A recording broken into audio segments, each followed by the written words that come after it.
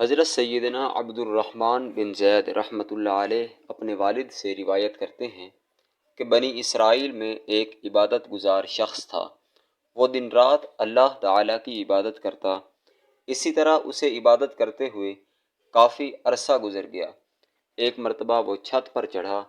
اس کی نظر باہر کھڑی ہوئی ایک حسین و جمیل لڑکی پر پڑ گئی۔ اس عبادت گزار شخص کا دل اس لڑکی کی طرف مائل ہو گیا۔ وہ نیچے اترا اور ارادہ کیا کہ اس عورت کی طرف جاؤں۔ جب اس نے اپنا پاؤں گناہ کے ارادے سے باہر نکالا تو اس کی عبادت اس کے کام آ گئی۔ چنانچہ اللہ تعالیٰ نے اسے اس کی عبادت کی برکت سے گناہ سے محفوظ رکھا۔ چنانچہ وہ عابد اپنے اس گناہ کے ارادے پر بہت نادم اور شرمندہ ہوا، اور اپنے دل میں کہا کہ یہ میں کیا کرنے جا رہا ہوں۔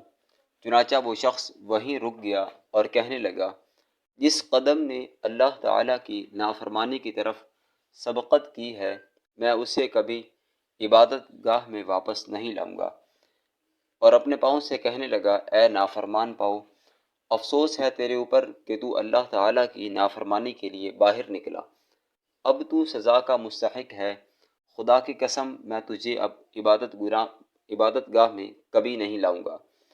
چنانچہ عابد نے اپنے پاؤں کو باہر ہی رہنے دیا، اور وہ پاؤں مسلسل سردی اور گرمی، بارش اور دھوپ میں باہر رہنے کی وجہ سے گل سڑ کر جسم سے علیحدہ ہو گیا۔